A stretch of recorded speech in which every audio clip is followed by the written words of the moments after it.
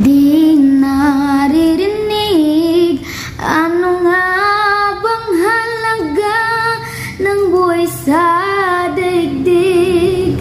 Kung kailang tayong dalawa'y kapwa di na pwede pang magsama. Dito si Adrian nagpapahinga ngayon. Napanood ni Ate Joanna. Gusto mong ihanda sa birthday mo? Manok na Bisaya. Oh, manok na Bisaya. Ate Joanna, maraming salamat po no sa iyong napakabuting puso.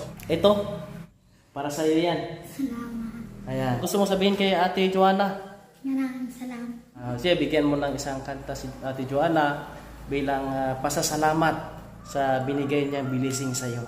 Kung ang tinig mo'y di naririnig, ano nga bang halaga ng buhay sa daigdig?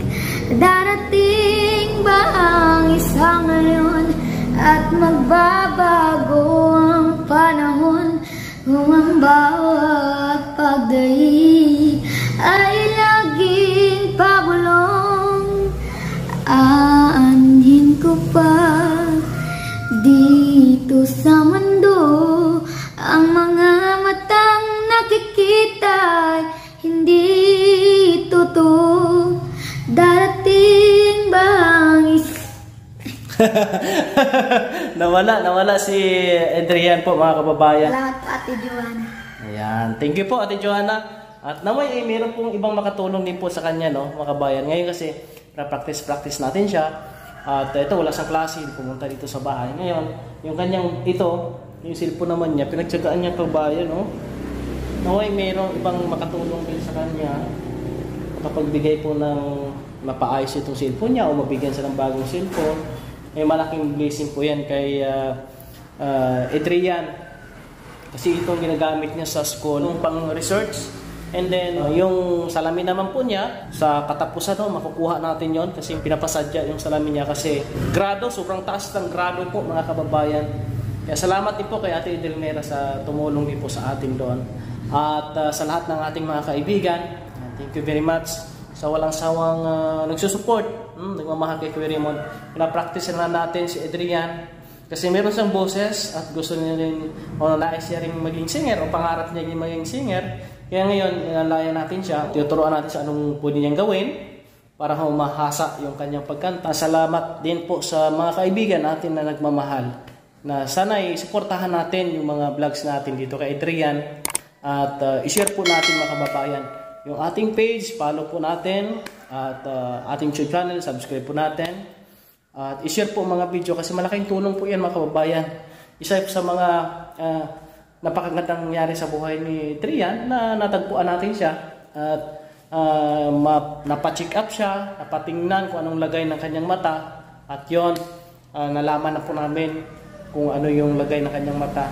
Ayun, salamat sa Panginoon na nabigyan ito ng salamin, no? Kinaya pa ng salamin po mga kababayan.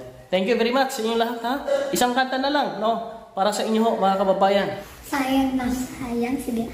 Hanggang ngayon ay alaala sa akin ang araw nating nagdaan. Ngayon'y muli tayong nakita, puso ko'y anong sigla at saya. Ngunit bakit ngayon lang nakita? Kung kailang tayong dalawa'y kapwa di na pwede pang magsama. Sayang na sayang na sayang talaga. Dating pag-ibig na alay sa'yo. Sayang na sayang talaga. Pagmamahal na di ko makakuntan sa'yo. Yan. Palakpakan naman po natin si Adrian po mga kababayan. At tuturuan natin siya na yung pagkumanta siya, kailangan isipin niya na siya lang mag-isa para mawala yung kanyang hiya. Magkakaroon po siya ng kumpiyansa sa kanyang sarili o confident po sa kanyang sarili. Lalo na sa mga maraming tao ho, mga kabayan, isa yan sa mga dapat ay i-enhance ni Adrian yung pagkanta para naman po ay makilala siya sa buong universe. Kasi yan ang gusto niya na maging singer someday. Shoutout po sa inyong lahat, sa ating mga followers and subscribers, sa ating mga sponsors. Maraming salamat.